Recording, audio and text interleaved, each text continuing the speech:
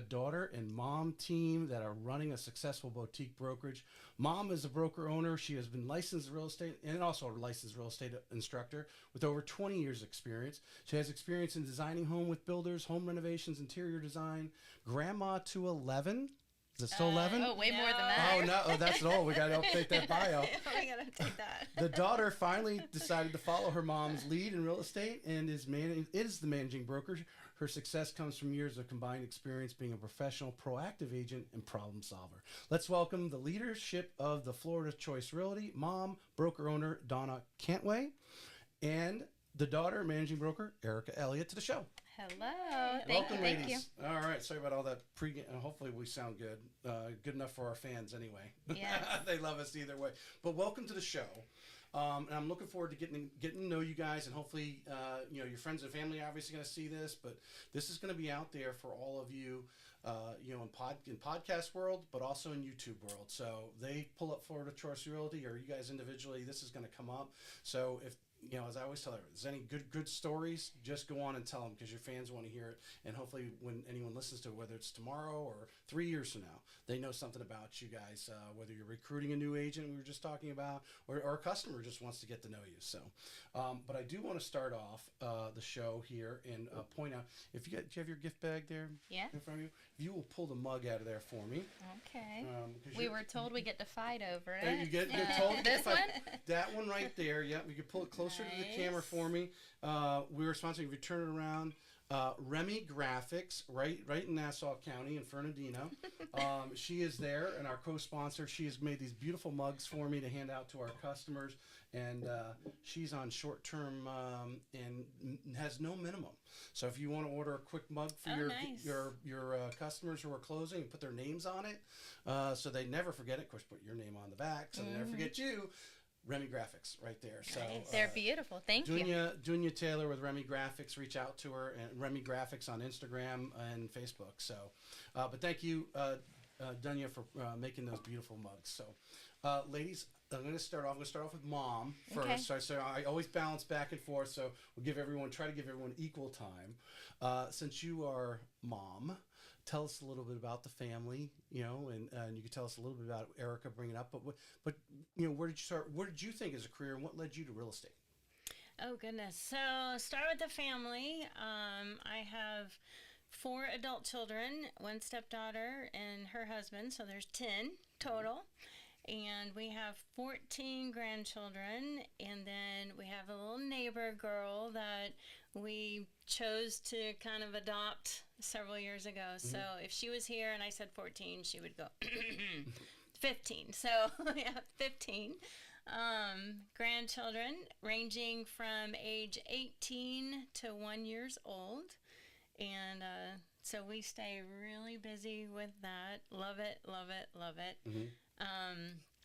Real estate, so my career started, Erika and I both, we did not do things traditionally, and I'll let her share her story, but for some reason she tried to imitate me in some things. Good children always do.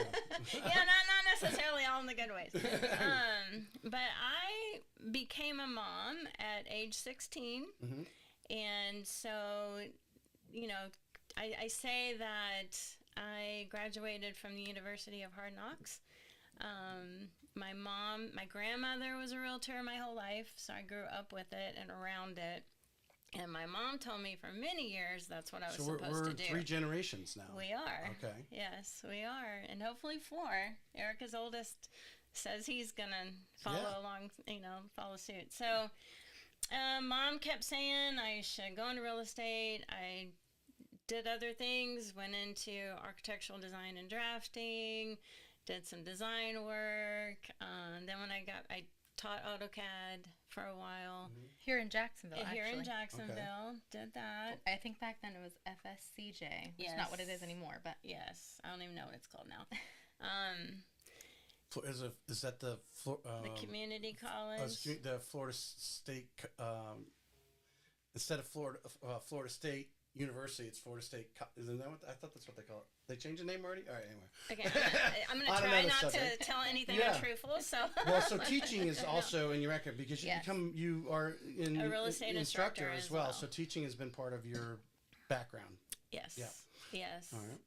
And different sales. Won't go into all that, but married my husband. He did construction, and so for many years swung a hammer next to him. And then I decided that was too hard work, way too physical. And so finally I decided to listen to Mama and got my license. And it's just been a natural fit. It's like I've done it my whole life. How many times did Mom tell you that? I can't even tell you. Well, I don't even know. Did she too tell many. you more times than you told her? Yes. Actually, I didn't have to tell her. Erika. She came to that conclusion on herself. She did. She actually got her license a few months before I did. And so she was kind of on that track. And then I jumped in. And then, I mean, it's just been, it really has been like a natural fit. Just doing a timeline. So you're in the early 2000s. You enter into real estate before the collapse in 2008? No. I didn't get okay. my license until actually 2016. Oh, okay. And then with the idea that I would get my broker's license as soon as I was eligible. And so I did that. And so tip a little bit on, your initial first year. What was it like for you? What was it like at the brokerage that you had initially? And what did you learn or know not to do now with Florida Choice, if you remember back in that initial 12, 24 months when you got going? So we worked for the same brokerage from the get-go. We've always done this together. And what was it like? So it was a new brokerage as well when we started. So there was a lot of learning all the way around. Not a lot of training, it just wasn't set up that way, but that was fine with me because it wasn't one of the major brands. It was not. It was one of It was not. It was a boutique. smaller. And I definitely have that entrepreneur type. I'm the person, I'm going to jump in with both feet. And we're going to sink or swim, and sinking's not really an option, so we're going to swim. We're going to figure it out. And so again, podcast, YouTube, right. all the videos, self-taught, go on, watch anything that they say do it. Right. Anything that somebody says didn't work, okay, we're not going to do that. And so just a lot of trial and error. Yeah. All right, so Erika, we're going to go back in time a little bit for you. Yes. So Erika's, out on her own, post high school. Did you even envision, what did you think about doing at 18, 19, 20 years old for a career? Or was that even a thought? To be honest, I don't know if that was a thought. I knew, so as she mentioned, we have a huge family. So I was one of 4, and I always dreamt of having a lot of kids. And I have definitely succeeded in that. I think I beat the rest of my siblings. I did. I think they're all done. I'm done now too. But I have 5 kids. Right. So I had my son when I was 21. And then since then, he just actually got his driver's permit yesterday, which is terrifying and amazing and all the bittersweet feelings. But I have him from 15 all the way down to 2. So that's what I knew I wanted to do. The rest of it, I was going to figure it out. Like she said, kind of school of hard knocks there. I worked in collections for several years, and that is a beast of its own. I mean, people just don't like you. You're calling to ask for money. They don't like you, right? Yeah. So you definitely learn how to handle, that tense situation. Right. I learned that for sure. So no is actually an easy. No isn't easy. Yes, no isn't easy. It's like, okay, well, I'm gonna persuade you on how we're gonna get you to yes, because that was my job, right? And I did very well at that. I also worked a lot in the restaurant and sales business, which then led me into doing a lot of promotional work. So I was a promotional model for a lot of different brands, and then I got a sales position for liquor and wine. So that's kind of what got me jump it off into the sales. And so in sales with that, I actually hired her at one point. She didn't want to touch base on it, but my mom and I were kind of slinging liquor together for a little bit, and which was so interesting because she didn't even drink at that point in her life, like at all. Right. And so it was just funny because I did, and I'm selling it, and I would like, okay, this is a great product. Let's taste it together, whatever. And she was selling the heck out of stuff, and she didn't even drink it or even know what it tastes like. So it was hilarious. But I was doing really well. And I actually, at a very young age, I was, running that liquor distribution company where I was hiring, I was training people, I would travel, hire people in other cities. Had a great time doing it, but didn't love it, and honestly, there's not a whole lot of respect in that industry, I feel like, for women. Oh. And so it just it got I was getting very burnt out. But then my company just dissolved. He wrote me 2 bad checks and then just disappeared off the planet. And so I was in a horrible financial situation, and my husband kept telling me, he's like, Erika, you could sell anything. Like, go sell something that is going to be meaningful. That's going to, do something with your life. Right. He's like, you should get into real estate. And so he kept pushing me, and I wouldn't do it because I was getting a paycheck, right? So I was getting a steady paycheck. I had an income. So, why would I leave that? And then that paycheck went away. And so I was looking around like, what am I going to do? And I was like, he did tell me I should get into real estate. So I did, which was actually, we got into real estate 4 months apart. So, I jumped into real estate. Again, Okay. I had no option to fail. At that point, I had 3 kids. If I had LinkedIn, I would have noticed. I know. Don't. But it's okay. Well, I'm working on it. As soon as I leave here, I'm going to send you the first invite to it.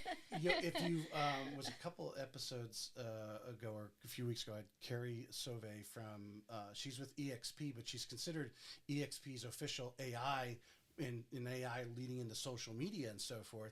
And LinkedIn is like the untouched territory. And putting video, they want more video on LinkedIn. They like the article, but they also want some sort of short video. Like, you'll see me, I might take a reel from here that you guys are talking about something about the market, and then add an article to it and put it on LinkedIn. That's a whole nother, Yeah. I do a lot of videos, so I'm going to take you up on this challenge. I'm going to get it done, I swear. Stay top of mind. Yeah. Go ahead. Yeah, absolutely. No worries. So I jumped right into real estate. Like I said, I had 3 kids at that point. So again, failure has never been an option, so it's like, I'm going to get it. I'm going to figure it out. I'm going to jump in and figure it out. And as she mentioned, we worked for the same broker, which he did not have an office in Jacksonville. He was someone that we went to church with and, just kind of knew overall. And he reached out to me. He's like, I saw you getting your license. He's like, can I just sit down with you and have coffee and talk to you? And, presented. He's like, I'd love to open an office in Jacksonville, and I want you to be that office. And I'm like, okay, well, let's do it. Because to me, I felt like there's nothing wrong with the bigger companies, and obviously they're doing something real well. But I was like, if someone is going to invest in me, and if I'm the only person in this office, it's sink or swim for him too, right? Yeah. So if they're going to invest in me, like that's the route I took. And right. So here I am. Yeah. So, again, going back, so she starts 4 months before. You see what's going on with her. Obviously. It was actually the opposite. I started first. Oh, you started first. Oh, okay. I thought I heard. Okay, all right. So the overlapping time, but she said a lot of trial and error. What did you notice quickly with this brokerage? As you were up here by yourself, basically. Yeah. No, Was he pouring into you as you thought? Yes and no. Different. So I asked this question off if you listen to any of the podcasts, because I really feel there's brokers out there. Sometimes they're good at some point in time. Their greatest challenge is to stay somewhere good all the time. Right. Some of them, and the successful ones, that we know we can name in town, they find a way to stay in front of their people, so they're always adding value. I feel others are like flashes in the pan. They might be good, and then they get, either the sales team gets so big, or they don't think it's important. They go off and do something else, and they just leave everybody. And that's why people move from one brokerage to another. Right. That's just my theory. I mean, I think we could apply it to some people who move from brokerage to brokerage because they're looking for that broker who is going to pour into them as you thought. That's going to be that value. Why they go into that office and not just go out on their own with with some of these, we'll call them internet brokerages. Right. Yeah. Right. So the broker, it's funny because I knew this question was going to come up. So we actually still have a great relationship with him. When we split, we worked for him with 2 different companies. So first he had a startup company, he had an investor. That didn't work out, and he was actually just going to go and hang his license somewhere and not broker. And both her and I were like, well, at this point, we hadn't been in long enough to get our broker license, but we believed in him and we believed in ourselves. And so we were like, hey, why would you do that? Go start your own. Like, we'll go with you and we'll make something happen, And so that's exactly what happened. We did just that. He started a brokerage. We stayed with him. She got to like lead a team in Ocala. I led a team here. I was recruiting, I was hiring, I was training. She was doing the same, and the brokerage was growing, I wouldn't say a bad thing about him, honestly. I mean, he is an incredible man. He was an incredible broker. Different, very different from us as far as how we wanted to run a brokerage and how to run a team. So that's kind of where things changed. Did that evolve over time? Yeah. Your way because obviously he's been doing business for years. You guys come on, and as you start to learn the business, you start to take a different path. Correct. So I feel like with him, and again, with all respect, we love and adore him. He is very back end. And that's where his priority is in the back end of things. So he was always available for phone calls, always available, if we needed help with something. Back end, he wanted to like try to have things run seamlessly as far as like, the programs and things. And he's developed some great programs. Like I've seen, his brokerage, he's designing some really cool things. However, Dawna and I are like the face of things, and that's what we were also like with the brokerage and with our teams, and what we wanted our own brokerage to look like is like we're very hands-on, we're one-on-one, we are actually, I show up at every one of my agents' listings, and I'm the one that's doing the video for them and videoing them, and then I edit and then I give it to them. Right. So like when we meet someone, we're like, hey, this is going to be a one-on-one experience, and that was that with him. I did have that one-on-one, but I would say like what we do is completely opposite than, of course the admin stuff's taken care of, there's back end, whatever. But I just think we're much more in the front of things, right, and like holding their hands, versus just making sure that the brokerage. Dawna, you're looking at her. I know. I was like, okay, I'm down to say something here. Yeah, go ahead. So I think a great way to say it is we just all kind of came to some crossroads and realized that, because we really didn't have a plan to start a brokerage. That wasn't really, I got my broker's license as soon as I was eligible, like I said earlier, but I did that because I knew I wasn't going to be one to bounce around if that, was the case. And so, she did have a plan, and I was like, I don't know if I want to do that. And then it just kind of evolved and got to that point, and we did. One of the things that we've always been really, really big on is having an atmosphere and a brokerage where a new agent or an experienced agent can come in and be successful, because it's hard. It's hard, especially the new agents. It's hard. You're forking out all this money to get your license and for the association fees and all of this stuff. And, sometimes it just would be so overwhelming. I talk to new agents at other places, and, they're like, oh, man, I'm bleeding here, and I'm not making any money. And so when we did decide we were going to do the brokerage, it was like, okay, how can we set it up to where a new agent can come in or an experienced agent and make money quickly? So let's dig into that. Okay. Tell us a little bit about, your mindset when that new agent comes in. They just got their license. They don't have mom selling their house right away, so they don't have that. What are some of the things that you guys are working with them? So, one of the things that I heard a lot from other people were they never even met the broker, didn't know what the broker looked like, had never had a conversation. Okay, I was like, all right, we're not going to be like that. I don't want to be Charlie, if you know Charlie's Yes, Angels. I knew exactly where you're going with that. Sorry for those of you who don't know Charlie's Angels. Go look it up. But, and I had an agent that referenced their broker as Charlie. That's where that came from. I was like, oh, no, I don't want to be that.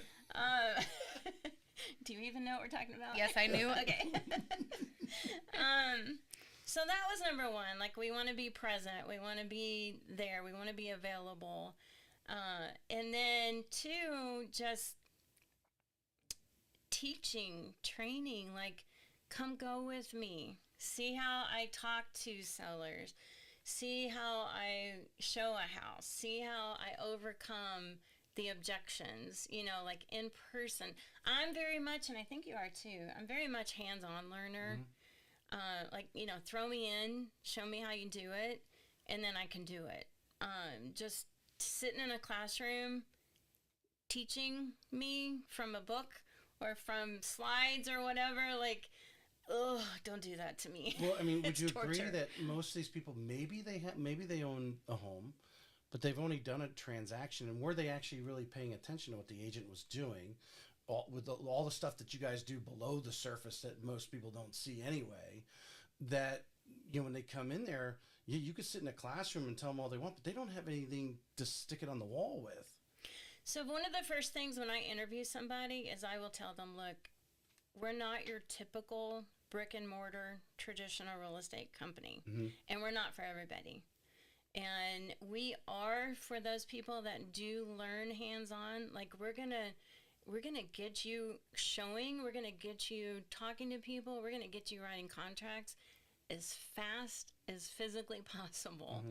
Because, I mean, I will even share a transaction with a new agent just to give them that experience, you know, so that then, because then they're going to catch the bug, and then they're going to, like, really want to go after it. They get a paycheck. Yeah, Exactly. Well, get a paycheck, but that's part of it. Sometimes they just need that first little push. I've been, when I first started my mortgage career, I was at Quicken Loans in the call center, and there would be times where we all go through batting slumps, and we just can't. No matter, we just can't close in, and all of a sudden something happens, and all of a sudden you 3 or 4 deals in a row, right? And there, I would sometimes it was just handing it off to my sales manager or him coming into the call because everything was done over the phone and so forth, and just saying a few words, and he knew that, and he was smart enough like that just to get them that first success, and then there's a difference, confidence, the way you speak, and it's just totally different to the next person in line. That's great leadership. Yeah. No, it's very much, again, how we learn. And so, and something that we've become rather good at is recognizing in individuals if they've got it or not, and then talking to them about getting their license. Like, we have, a lot of our agents have been started as our customers, our clients. Awesome. So we just hired a lady last week, and she literally is one of my sellers. And, right now, she's selling her house right now, and she's already an agent for us. And I was just like, hey, have you ever thought about real estate? And she's like, I have. And I was like, well, I think you're going to be really good at it. Come talk to me after you get your license. Right. But even going the step, like, here's a link. Here's what I recommend to do. This is how you get your license. This is how, like, it starts way over here. Yeah. And then, one of the things that she said was, like, I've never had anybody see vision for me. And, and express that they believe that I can accomplish something. Yes. And so, not something, I think that's another way that we really try to go out of our way to make sure everybody feels appreciated and believed in. I mean, we really do have a real estate family, I'm going to toss it over to Erika. So I'm going to tag on, kind of take what she's talking about in the mentorship part. And, some of those first things, I've talked about in the podcast before, some of the great agents were lucky enough or to have someone say, hey, come tag along with me. Or they were smart enough to say, can I tag along with you? Right. How do you come across these new agents, or even some of these experienced agents who may just be kind of just piddling along, and they're not really at the full potential that you see them at? Right. So I definitely agree with what she's saying. Very hands-on, and I always tell people when I'm sitting down in, like, the interview portion, just to, like, see if they're a fit, if they want to be a fit. We never get our feelings hurt if they decide it's not going to fit, because we don't want to force any relationship whatsoever. And we don't want a revolving door. Like, we just don't. Yeah. So I always tell people, like, we take you as you are, like, very literally. So, you know, some people come into real estate because they're just looking to do it part-time. I have referral agents. I have full-time agents. I say we have no-time agents. I literally have agents that don't do real estate. They have full-time jobs somewhere else, and I'll get a phone call once or twice a year, and here they are doing a sale. And, you know, I'm like, oh, it's so good to hear from you. But I take, like I said, we take them as they are, and we build upon that. So someone may be experienced and kind of know what's going on, but never really had anyone that's investing time into them. You know, for an example, I have one realtor, and he'll know exactly that I'm talking about him when I say this. But, you know, what's cool is, you know, I've every agent that comes on, I'm like, hey, you know, until you feel comfortable, like, if you get a listing tomorrow, I'm going to be there at that listing with you. I'll help you put together the package. I'm literally going to go to that listing appointment with you. We're going to talk to the seller together. If you want me to lead it, even though it's your listing, let me lead it. So you can feed off of that. You can jump in when necessary, but you can start to learn, like she said, that conversation and how that dialogue goes. And then if you want me to be there a second time, let me be there a second time. Maybe we switch roles. Maybe this time you lead it and I chip in when I feel those, you know, holes are, you know, ready for me. And then, you know, maybe the next time, you know, again, you just take over. I can be there if you want. Well, one of my agents, you know, love him to death, truly. And it's funny because he's been in it almost 3 years, and he still wants me at every single listing appointment. And I am. Right. But I think it's funny because I think he's totally figured out that, like, this woman-man dynamic, that, like, the seller is either going to like me or like him, but they're going to like one of us, and we're going to win it every time. And we do, you know. Most of the time I will say, you know, I think some of them, his clients have loved me. And then this one man threw me off once, and I was like, I left that appointment, I was like, Jeremy, I don't think I needed to be in that room. He really liked you. Oh, I threw his name out there. Sorry. Now you know who I'm talking about. But again, he's been in it 3 years. And so that's why I said, take you as you are, because that's okay. Like, I'm totally fine with that. I'm totally fine to go to every one of his listing appointments, you know? I don't think that's happening enough. No, that's why I think the failure rate is so high.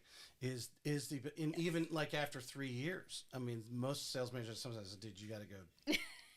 You got to go do it yourself. Yeah. But I think some brokers, and this is not just in the real estate world, they quickly want to get away. Or I always love this one where there's brokers say we're non-producing, but when you know, like, obviously, because I'm on social media a lot, I get a lot of real estate things, and some of these experts, and I think it was one of the, I want to say it was George Guerrero out of Miami, who was at the RE Bar Camp here in January, that if you don't have, I'm sorry, it was Matthew Rathbun. He was from Virginia, but at RE Bar Camp came down, and he speaks nationally, all over the world. He says, if you don't have a broker who's out there doing what he's trying to teach you, or, you know, I know some brokers here in town that are non-producing, but they are very active. And so when they do get up in front of their agents, respect what they're saying, because they are deeply involved in what's going on. And I think too many brokers separate themselves too far, and they say, well, I'm not in production, I'm not competing with you.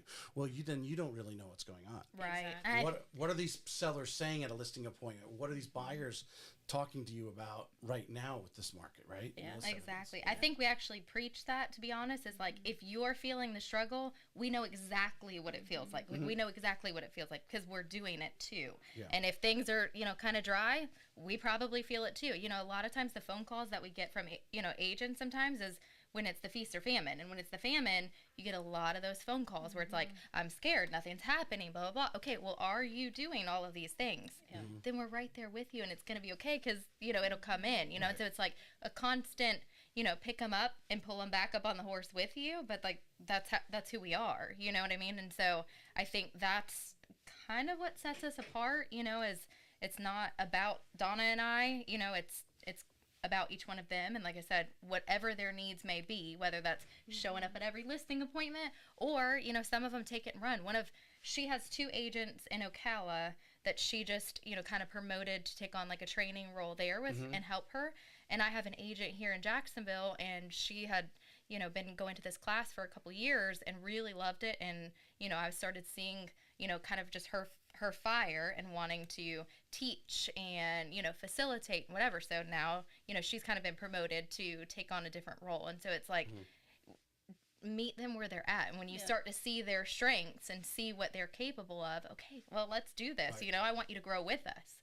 And so that's how we are. Each of you tap on, because you're running 2 different offices. So, you're seeing your people every day, and, she's seeing her. Obviously, one of the greatest challenges is retention.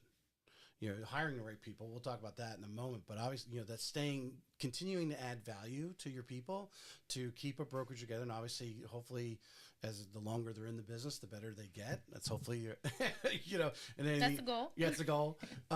What is your mindset, Dawna? We'll talk about just on retention and what are some of the little things that maybe some of your people are listening that you go home and you're thinking about when you put your head on the pillow about how do I keep my team moving forward, and how do they continue to follow me and stay with Florida Choice? So one of the things, we have our yearly goal setting meeting, right? And I do it with each individual because I want it to be their goals. And so if they tell me, you know what, I want to sell 2 this year. Okay, let's look at that. What does that look like? What do you have to do?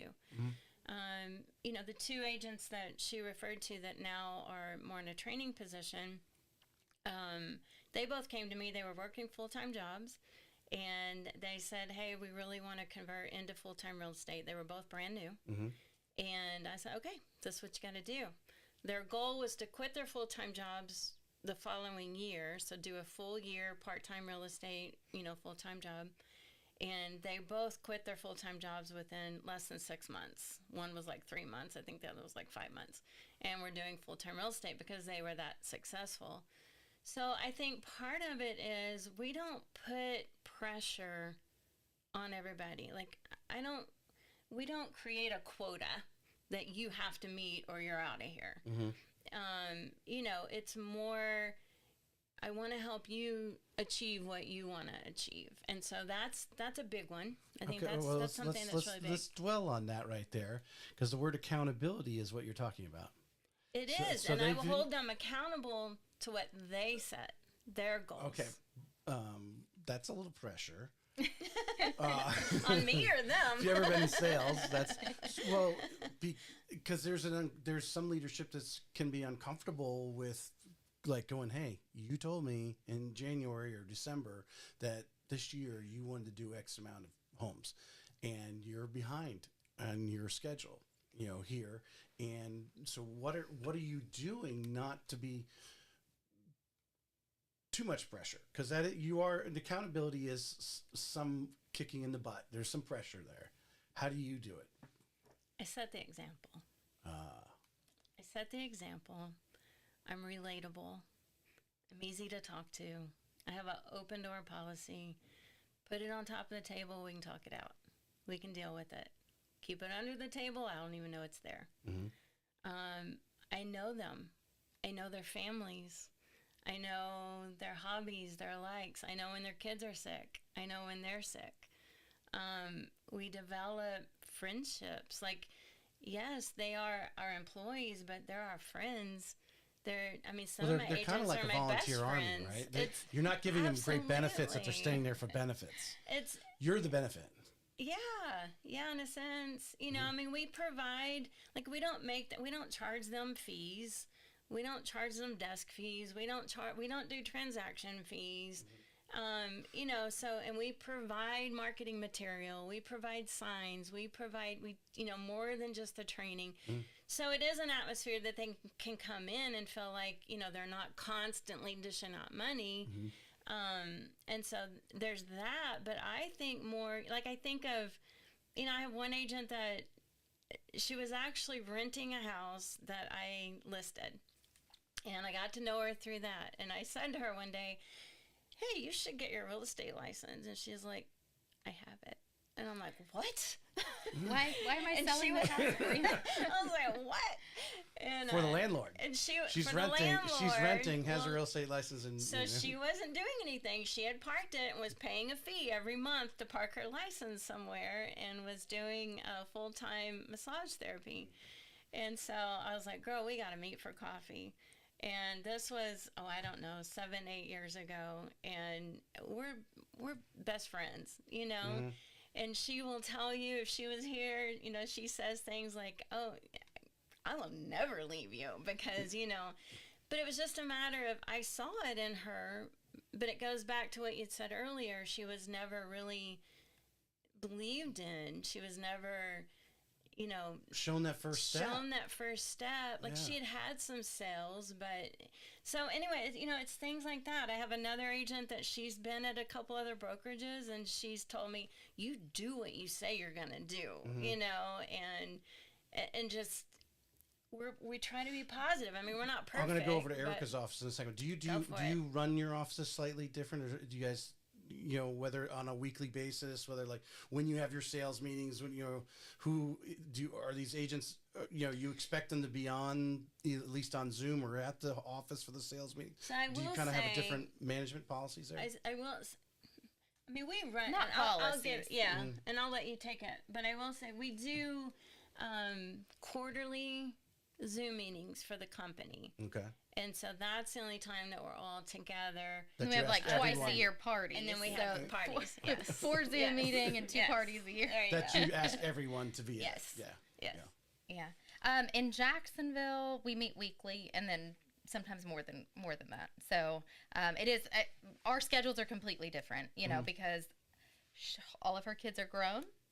I have 5 kids, right? So that's just that there's a different dynamic there, you know, and what our schedules will allow and what we're able to do. And that's where, you know, again, I hired someone to step in and kind of facilitate some meetings, but kind of touching base on like what they need and then like where our office has developed. So even I think with our agents, we've said it to, I've always said, and I know that she said the same thing, is like, if you don't tell us what you need, we're never going to know. So don't ever be afraid to ask. And I'm saying that now as we lead into the office talk, because one of my agents wanted an office.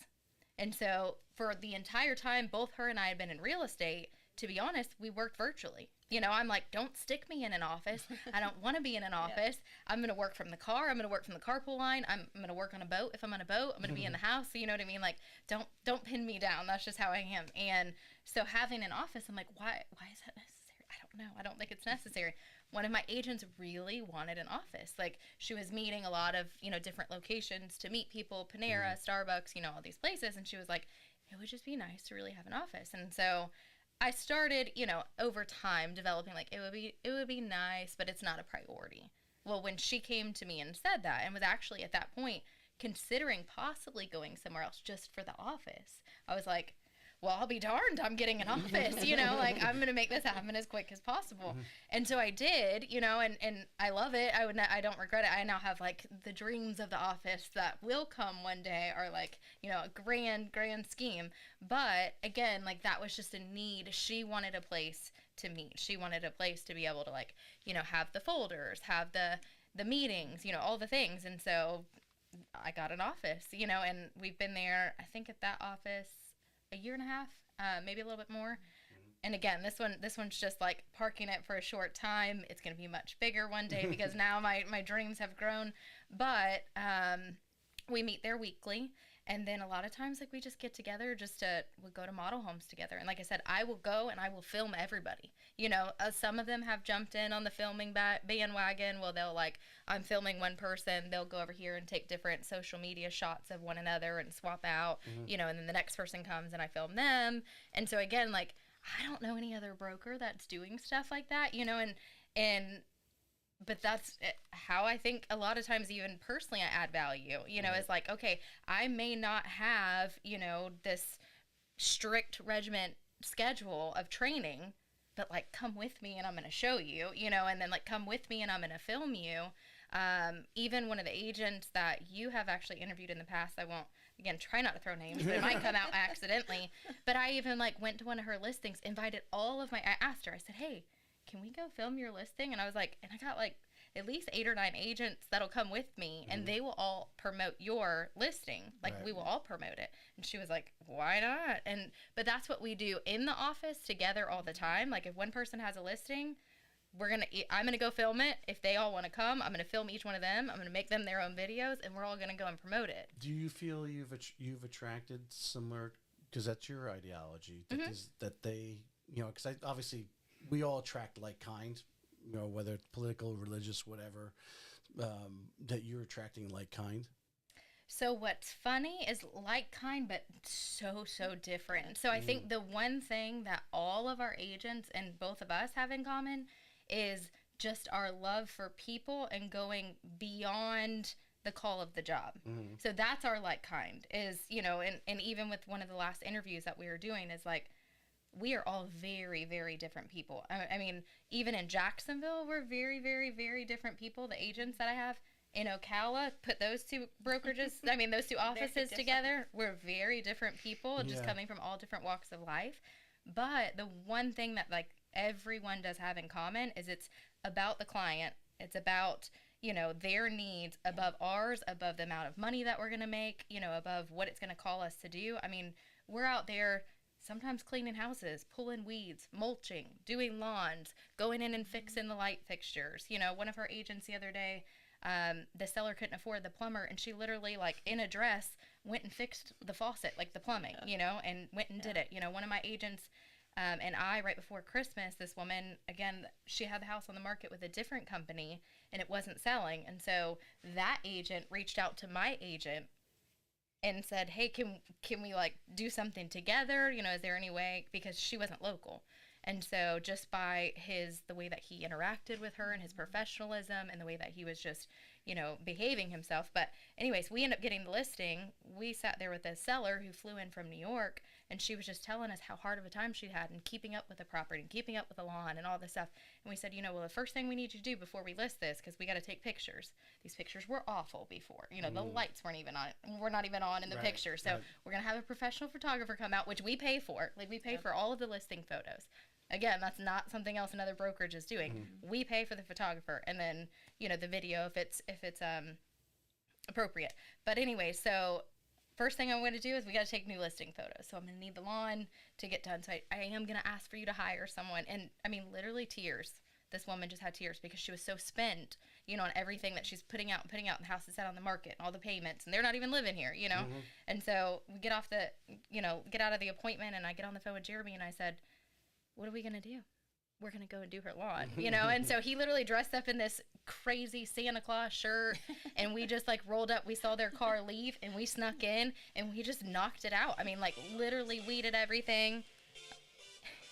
A lead. I was going to say that. I'm looking at my phone. It's not even my ring. I did not understand. I'm like, is this like the moment? Yeah. That right there is a great video to have. Hopefully you took some shots or whatever to have on your website. I don't think enough. I'm going to tell you some things that I'm working on after the show, but I don't think enough agents. Not enough agents are doing that part. They're not putting, the whole, and we're going to lead into, the current market, and I will bring up the NAR settlement and that sort of thing, because as leaders, you guys have to have some answer for that, right? To go to your troops with. But, the value of a real estate agent. And it's these little things but not every agent's doing. That's the, and you can't expect everyone to do it. There's always somebody who's not going to do it right. And this is bottom line. You put enough people in a room, somebody's, doesn't have integrity. There's someone there, right? And so, but you like saying, like, pulling the weeds, going in and, fixing the little things that, that would be on the home inspection, that costs a couple dollars. Just go ahead and take care of them now, so they're not on there. Yep. You're going in and retelling them, hey, you know what? Having the hard talk and saying, we really need to you didn't even have lights on. This is who took these pictures, right? Somebody, actually Taylor Allen, who I had on a week or so ago, she posted something about how I can't believe agents are taking listing photos with their cell phones. Well, then you catch them in the mirror. That's yeah. Cameras on the phones are great these days, but if you can't even get out of the bathroom mirror, we got a problem. Yeah. Or they're not looking at what's in the picture. Yes, like grandma sitting eating dinner at the table. Something like that, or just stuff on the countertops. Yeah. Let alone who knows, someone's private stuff that shouldn't be on anything. Exactly. Right? But because they're not preparing the house for the professional photos and spending that few dollars to show, hey, you can either pay the IRS or you can just show it off as a business expense. Exactly. What do you want to do? Yeah. Those little things. And it sounds like this ideology that you guys have has spread through your people, and you've attracted that type of agent. Right, which is exactly what I'm saying. If we're alike in any way, it's that. Yes. I mean, it's that. It's just every single one of them I have without any doubt in my mind, they will go above and beyond to make sure that their client is taken care of above all else. You know, I mean, sometimes that means we're forfeiting up, a little bit of commission to make something work, because at the end it comes down to, nickel and dimes, and okay, well, we're going to bridge that gap. I mean, let's not promote that heavily across the internet, but sometimes it happens. Well, I mean, I'm looking at my castle with my round table and my sword through it there behind you, and I'm thinking of this question. Because as a small boutique broker, you're not Keller Williams, you're not Coldwell Banker. I mean, some of these offices, I don't know, Southside Keller Williams probably has, 100-something agents in there or more.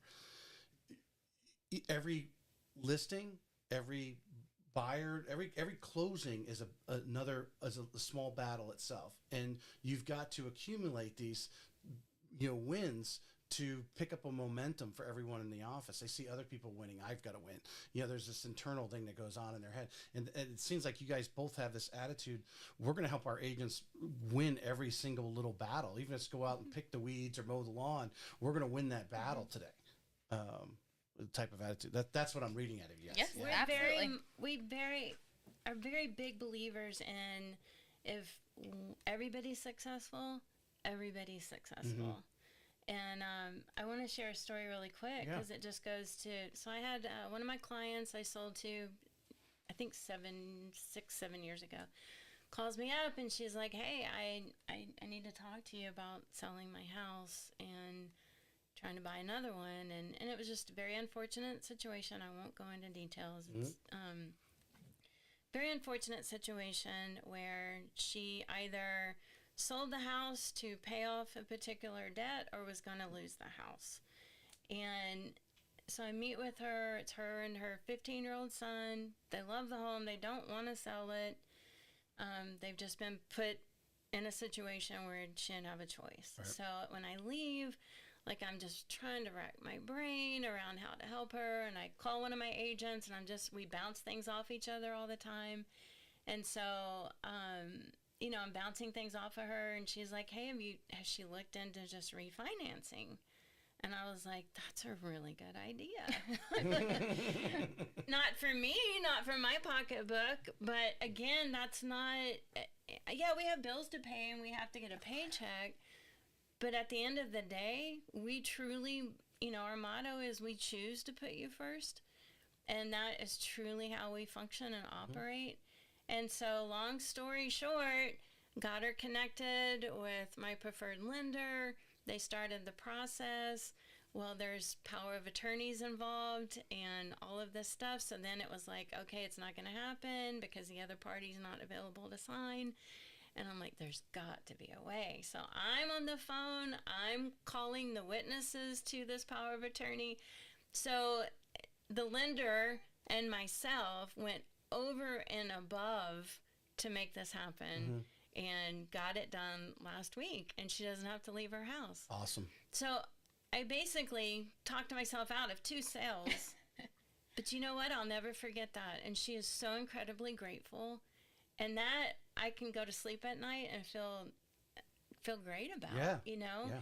And so I bring that up, not kudos to myself, but it was one of my agents that even came up with that idea, because that's how we do all think. That is how we are alike, is because we truly do care about people, and that's why we have a very low turnover.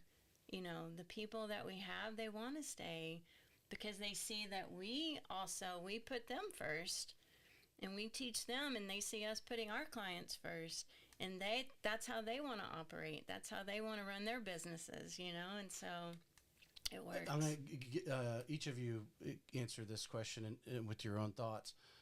How important have you found in your years in real estate, go off the story you just told, that to be a really great real estate agent, you have to be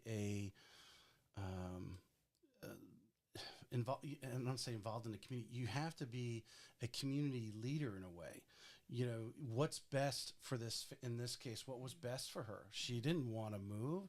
It was that was going to break her heart. And you know, all let alone the financial money she would have lost in closing costs and all the, you know, commissions and all that other jazz, where, you know, you kept her in her home, which was really what she wanted, and made her, I mean, who knows how, you know, made her life, right? I mean, people are very involved in their home, in the community. Her 15-year-old son, probably going to a school, would have had to change schools. They, you know, didn't want, but how important is for a real estate agent to take that mindset as being that community resource? I call it a concierge sometimes, whether it's just referring a good restaurant or a good vendor to work on the house or something like that. How important is that in a real estate agent's career? Erika, if you want to.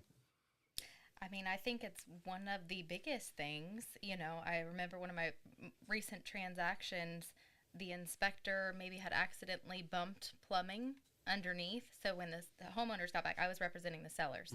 So when they got back to the house, you know, she went to go wash her hands, hears some noise, and, you know, the water's coming under the faucet. No. So she immediately, you know, first they turn it off, obviously, and then they call me, and I'm like, don't worry about it. I got a plumber. Like, it's not a big deal. I was like, I'll reach out to him. I'll take care of it. Not only did I take care of it, but like financially offer to, you know, cover it and everything. And the inspector didn't step up to that one? He didn't acknowledge that it actually, you know, was his fault, but wasn't our inspector. Was not our inspector. Was not. No. He wouldn't be anymore. No. I said I was on the seller side. So, you know, anyways, I got a plumber out there. You know, that same evening, he fixed it. He ended up having to replace like the entire component there in the sink, not just, you know, the pipe wasn't to come loose. To do it right. Yeah, and so they didn't have to pay for anything, you know. And then she had furniture that she wanted to sell. They're completely downsizing. Same person, you know, and hey, I'll walk through here. I'm going to take pictures. Tell me what you want for it. I'll put it on Marketplace. You know, and I coordinated all of that, you know, and the pieces that were left when she didn't want it, there's some things I helped pick up. And then there's some things that I helped call the donation company that was local to come get it for her. I mean, and just the praise at the end, which is not what I'm seeking for, but she was just like, Erika, you know, knows everybody, you know, she knows she can get, you know, and the same thing with buyers. Like, they know, like, I'm going to have a home inspector for them. I'm going to have, you know, lenders if they don't have lenders. I'm going to have painters if they don't have, you know, and so on and so forth. Like, you have to be able to have those connections for it to be seamless. Just made a statement that you didn't expect it. No. And I think people do it expecting it. And when they don't get it initially, they don't do it again. Right. Where you and I will keep pressing on. We're resilient, and we're going to get somebody. It could be the third or fourth person on the list that finally says, oh my God, I can't believe you did that. That was so great. You really helped me out. And that's all they have to do. And those little moments, they will fill you up. I feel like just occasional that like a seller will like gift me. And that, I'm gifting them, right? You're always buying them a gift, and the buyers are buying them a gift.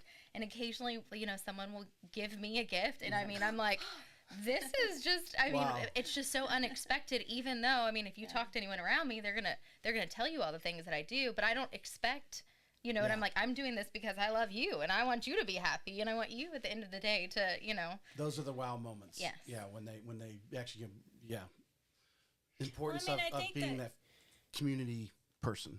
I mean, I think the goal is, and I tell people, I'm like, look, because people, I'm just starting to look, you know, or I don't know what I want to do. I might not sell for a year. And I'm like, I'm here. Whenever you're ready, I'm here. I want you to like me 10 years from now. I want you to call me back when life has dealt you a really bad hand and you need advice. Or maybe a really good hand, like a fifth kid. Or a really good hand, right? So I mean, I think it's huge. I wish real estate industry would be so different if, you know, the professionals would take a different look and really, I mean, any industry would be different if you were really putting that customer service first. Right. And I think that's, you know, we look to save our people money if, you know, if okay, so maybe the title wants to use this surveying company, but you know what? If you go over here, we can save you $200 or $300. That's great. As long as you're getting Yes. But we have The home inspectors don't like you to say that. You'll get them on here. Whoa, no. Well, we have found... Well, the lenders, too. Lenders, too. But you know what? I mean, we have just... Yeah, okay, maybe we won't go there. But no, I mean, there are great people out there in all the facets of this industry that will put the other person first. Right. I mean, there's a Jacksonville inspector sometimes he doesn't even charge if he doesn't finish the inspection. We won't mention his name. We won't mention his name, but he literally, sometimes he's doing inspection and he finds something that's absolutely horrible and he just stops and he doesn't even charge them. He's like, just catch me on the next one. Are they still going to buy this house if I tell them this is wrong? Is that what you're kind of saying? Yeah, like say he finds that it's, eaten up with termites or something like that crazy. Then he stops and he calls and he says, like, hey, this is what I'm seeing. Are you going to, if you're not going to move forward, then you're not even going to pay me. Just catch me on the next one. So, but we have surrounded ourselves with people like that. Right. Well, what bothers me the most, like I see on Facebook occasionally, is someone will post, hey, does anyone know a good one of these vendors that are commonplace? Not like, hey, a mold remediation person, which hopefully you never have to use, but we're in Florida. But they post, hey, does anyone know a good... And I just immediately think of their leadership and their broker. Why are you not making sure that there's a Rolodex for everyone in the office? Now, they may go and find their preferred person, but these are already good people that I know, and I'm sharing you with them.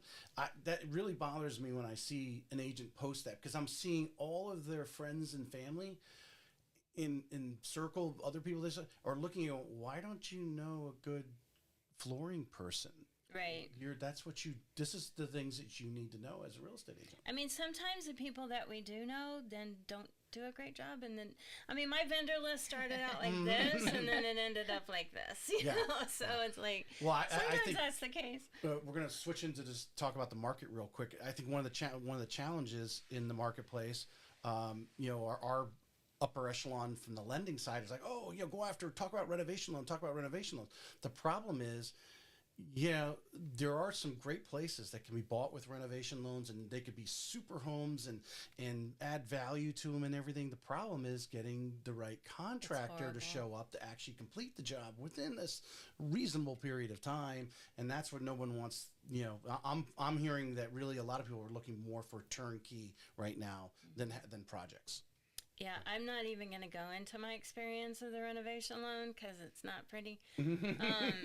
But yeah, I mean, now I will say we have a lot of people that don't mind some fixer-upper projects, as long as the home is able to get a loan. Yeah. Initially. So we do a lot of that. Just bringing it up to speed. Updated. Yeah, updated versus actual livable. Correct. Yeah.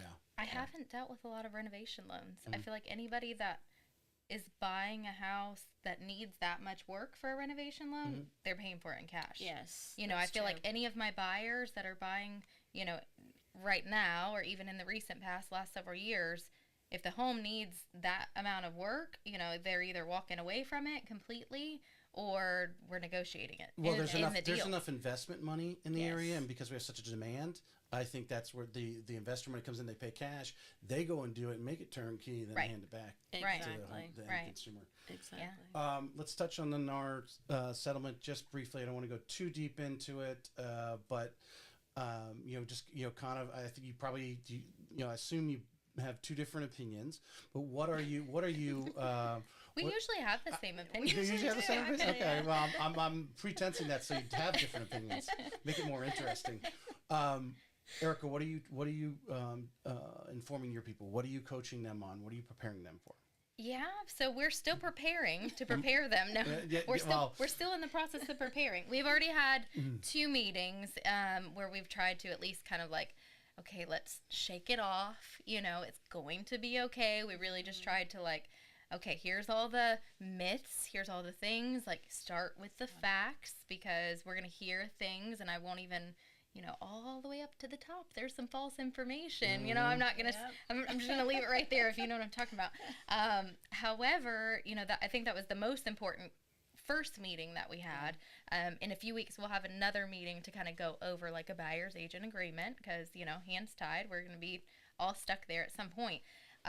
However, I think the first initial meeting was, okay, number one, let's get it through our minds and believe in ourselves that for us, for our brokerage, 100% for us in our career overall, even before the brokerage existed, everything has always been negotiable. And going back to the fact right before this, we've always put our clients first. Mm-hmm. That's not going to change. Yeah. That's not going to change. So, okay, now that we're going to be required a buyer's agent agreement, and maybe the listing appointment may have a little bit more questions and a little more education that we have to do to that seller in that meeting, but that's okay. Like, we've already been doing this all along, so I think that was like the first thing is like, yes, it will look different. Do we know what it's going to look like? No, nobody does. Is it going to be maybe a little disruptive? Yeah, possibly. However, I think it starts with us, even, as there's any other realtors watching it, it starts with us. It starts with us and us educating the seller in that moment. Do you want to share your personal belief on this? I know I can sense you have one, but you're just giving me the broker belief. My broker belief. No, what's Erika's? What does Erika want to say?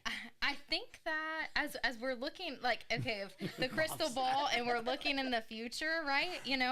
I'm like, okay, if a seller comes to me and I all the sellers that are coming to me, I love you. We're just going to go ahead and put that out there right now. I love you. This doesn't change anything if you have an opposite opinion. However, my opinion is not going to change as this year develops. Yeah. The seller should, in my opinion, always still pay for the real estate commissions. They should. Well, and I totally agree with you. And in reality, they still will. The buyer is always actually paid for it. They pay for it in the price. Yes, that is true. And that's why I think like it's not going to change. It's just adding extra steps on how we're going to get there. So if the seller's going to say, well, I now don't want to pay a buyer's agent. I want the buyer's agent to, I want the buyer to pay for their agent. Then I'm going to say, okay, well, let's talk about that. Because, again, going back to like they should and they, should continue to, the buyer has down payment. The buyer has closing costs. The buyer has, an interest rate that you don't even want to know about right now, So let's talk about all their costs. Right now, most of the sellers in our areas especially are making a lot of money. Mm-hmm. Most of them are making a lot of profit on their homes. Now, there are off situations where maybe they bought it last year and they're not, but that's where we sit down and, okay, we want to know, what is the situation? What are your goals? Where are you going? Let's figure that out together. Mm-hmm. If they're making nothing, if they're literally not breaking even or going into a loss, we're most likely going to take a cut on our commission just to help them out and make sure that they can get into the next door. That's where we're at. To me, it's one of these things.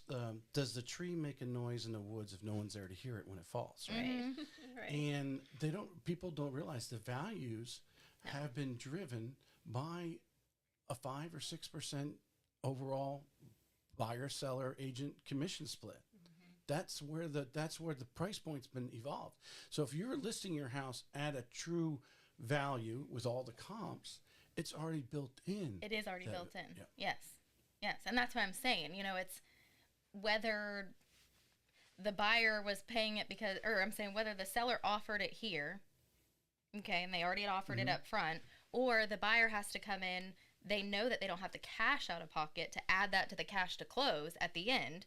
So now we have to get creative and we have to, okay, now instead of offering $300,000, now we're going to offer whatever, $310,000 and so it's going to become just this play where, again, it all comes back to the same thing because the buyer's not going to have the cash to do it. I mean, maybe if we're talking about, the luxury listings and we're talking about completely different unique price homes, range, that's acreage, different. That's that different. Have unique price points because of their uniqueness. Exactly. But your everyday buyer is not going to have the cash out of their pocket to pay down payment, closing costs, interest rate, and now add on top of that cash to pay the realtor. They're not going to have it. I just don't think they're going to have it. So it's still going to result in seller, even if you said you didn't want to pay, hey, guess what? If you want to take this offer, you're going to pay.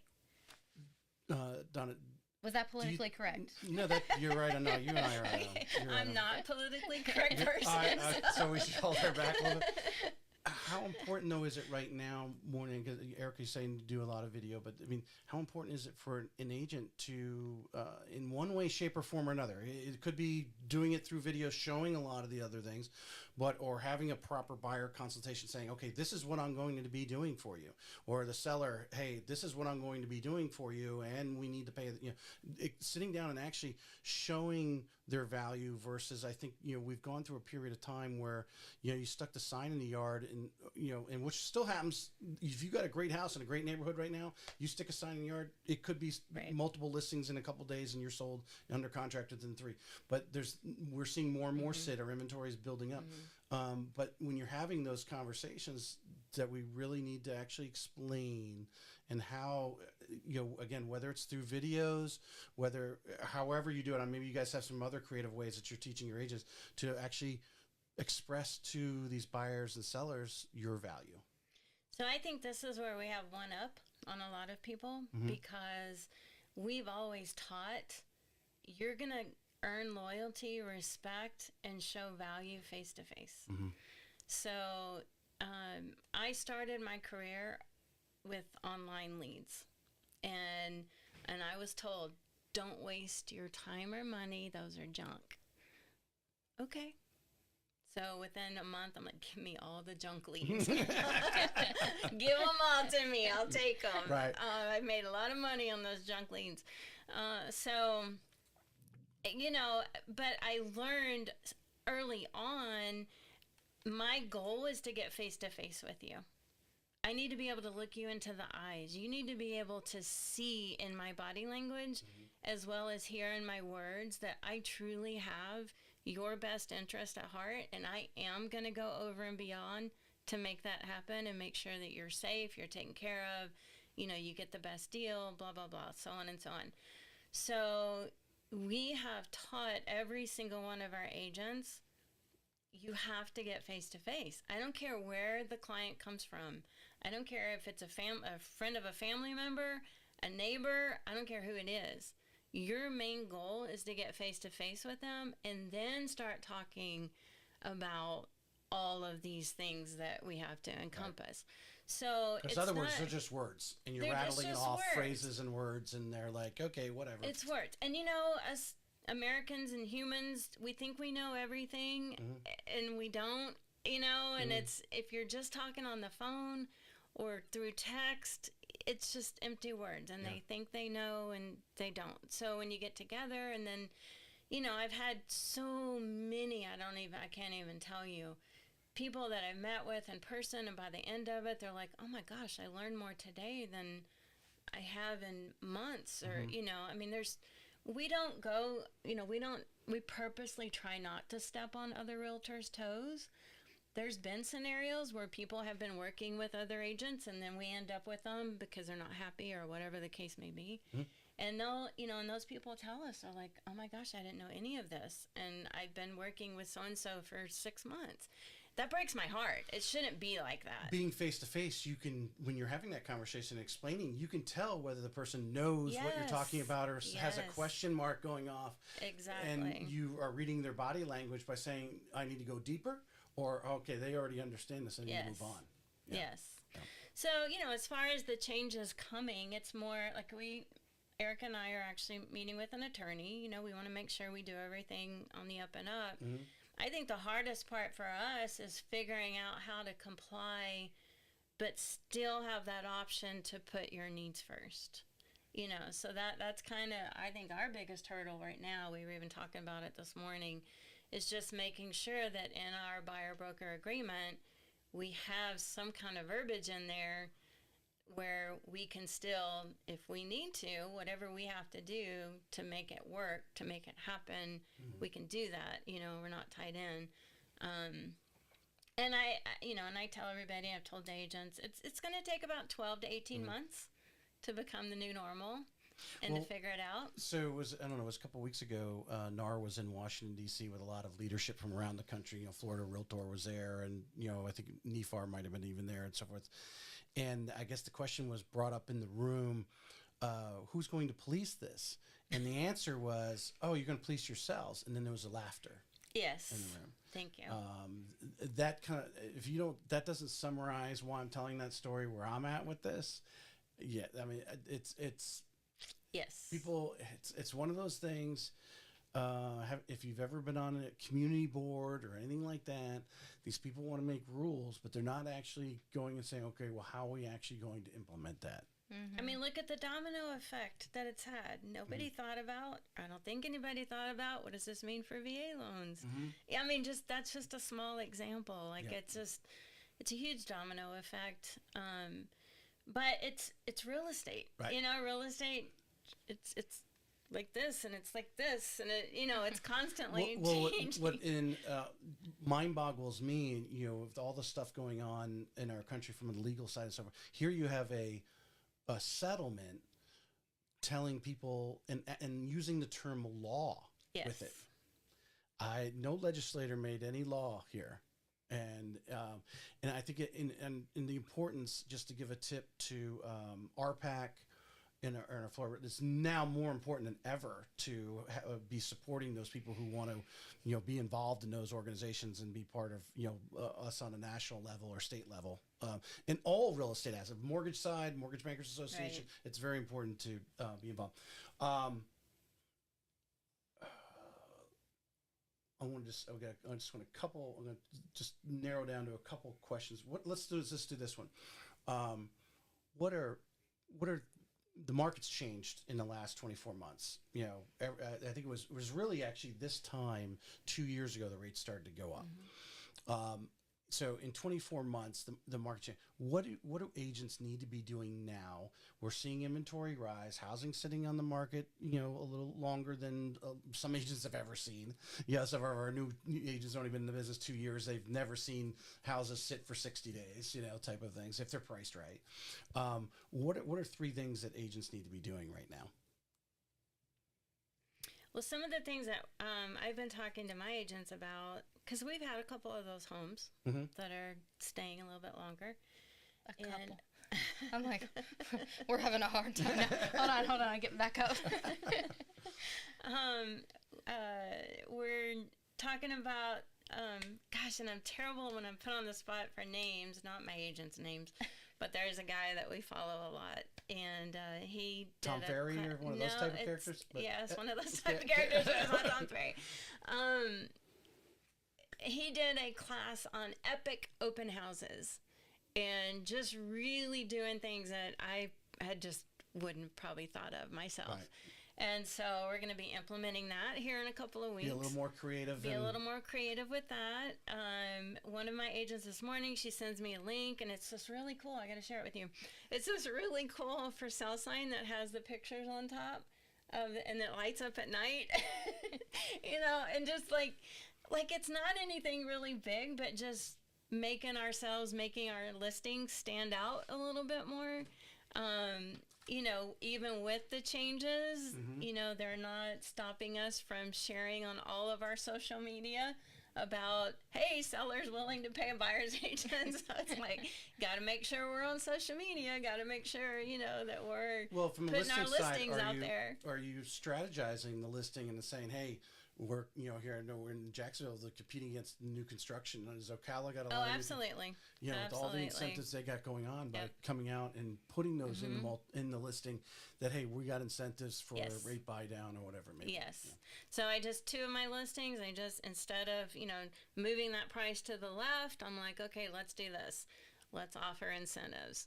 Got one under contract this weekend. From doing that. Right. And sometimes you got to work, with the seller to get them to that point. But, yes. Well, you're having, because I thought you were leading to, I was almost going to give you some words, but having some straight conversations with some of these sellers.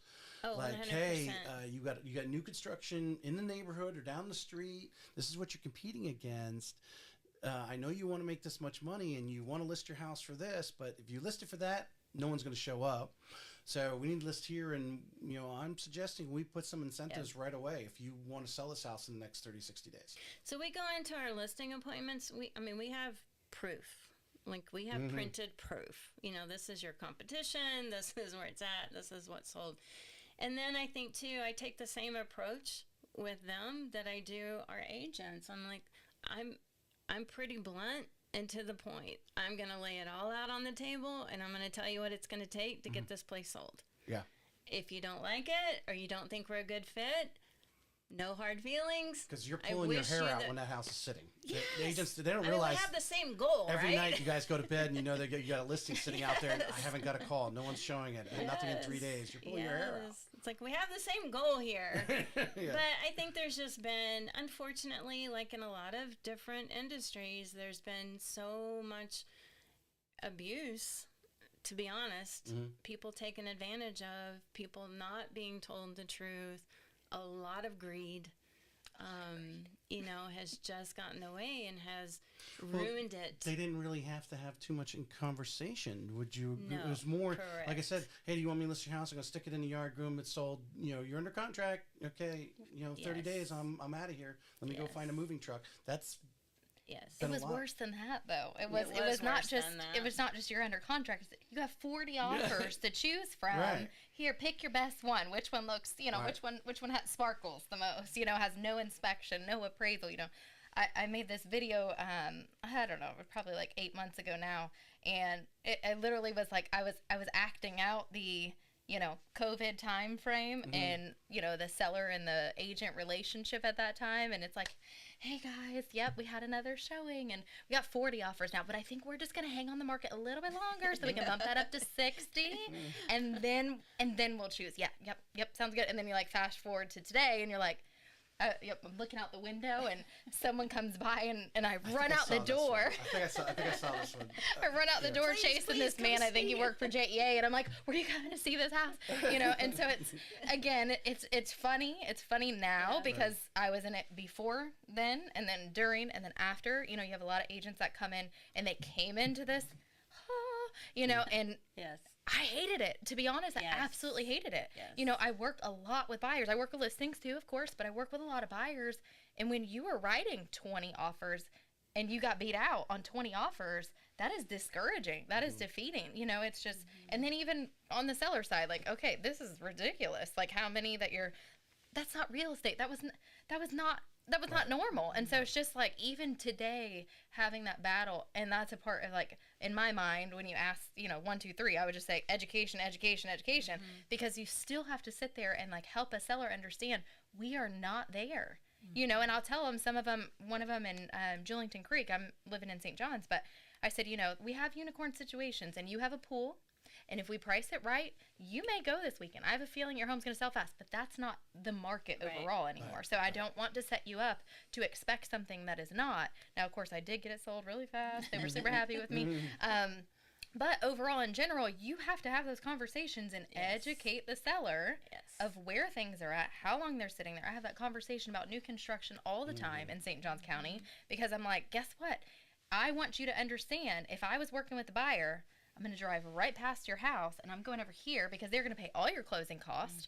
They're going to buy down your interest rate. You're getting a brand new home. So you have got to show me why your house would even be something to be on their radar. Do you feel it's important if someone's buying new construction right now to have that conversation about, you better plan to be in this neighborhood until this is entirely built out, because you're going to have a problem selling early?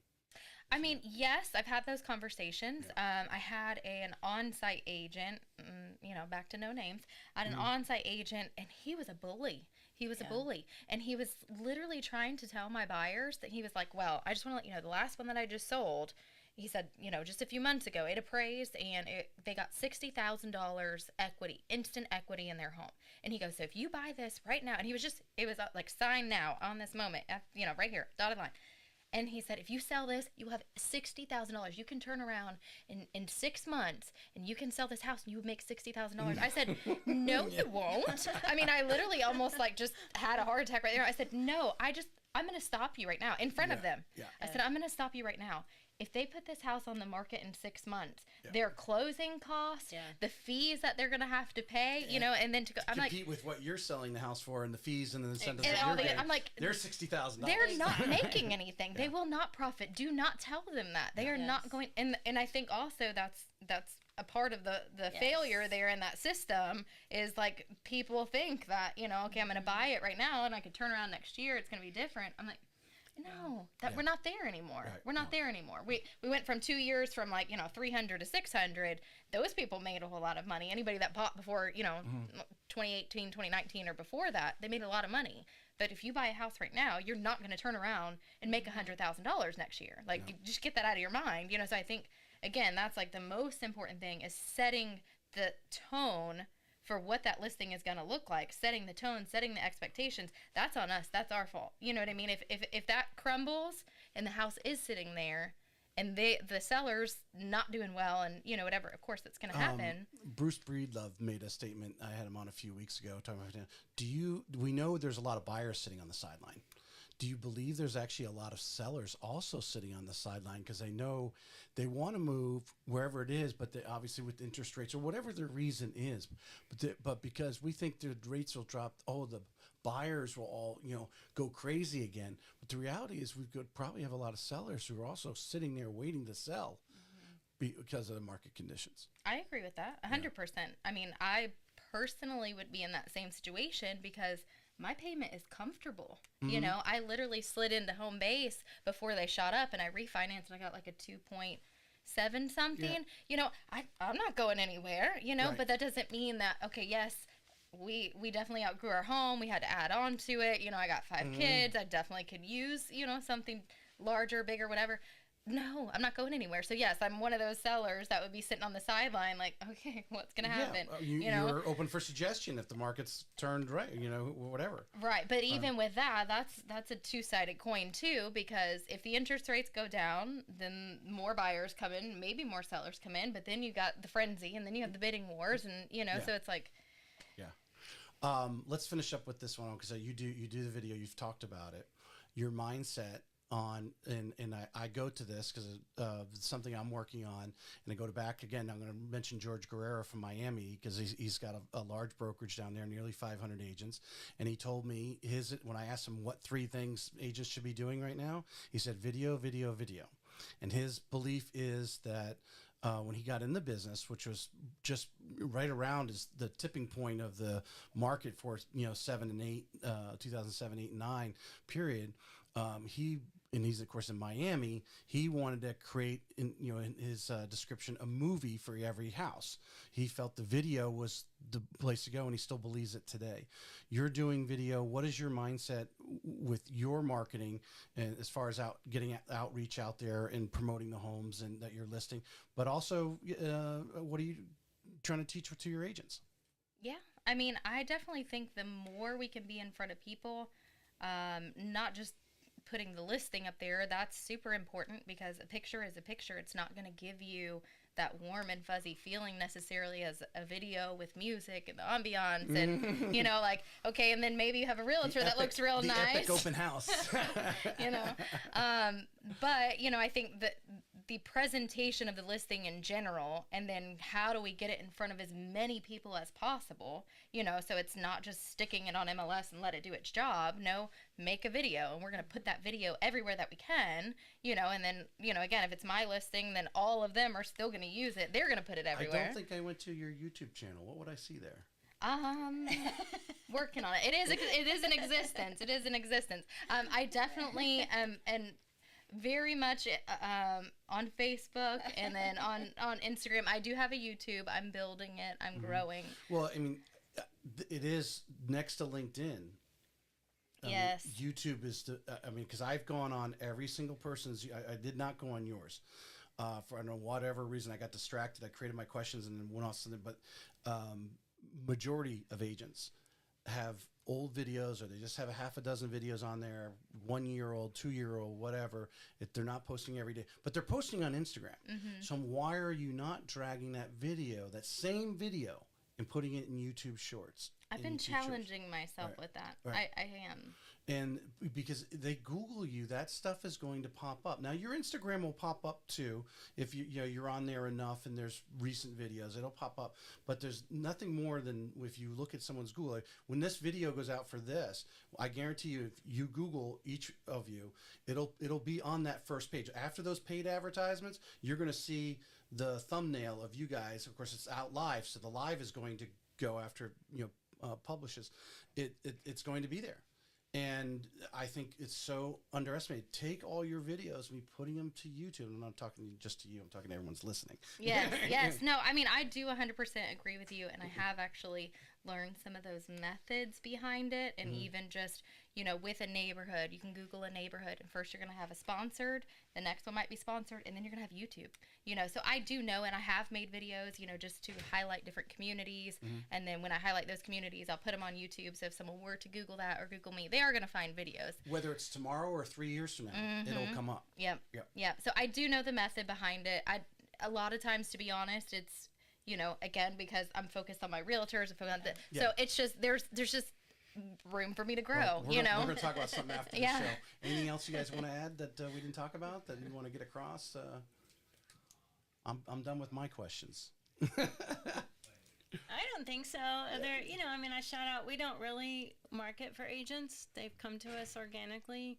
Either we've converted them from being our clients to our agent, or our agents convert. But I do. I'm like, we do care. So if you're looking for a brokerage like that, that's more of a family and really hands-on. has hands-on. I think hands-on's a great way to... Very much, there for each other. Like, call us up. And, if you're looking to buy or sell and you want somebody that truly cares about you.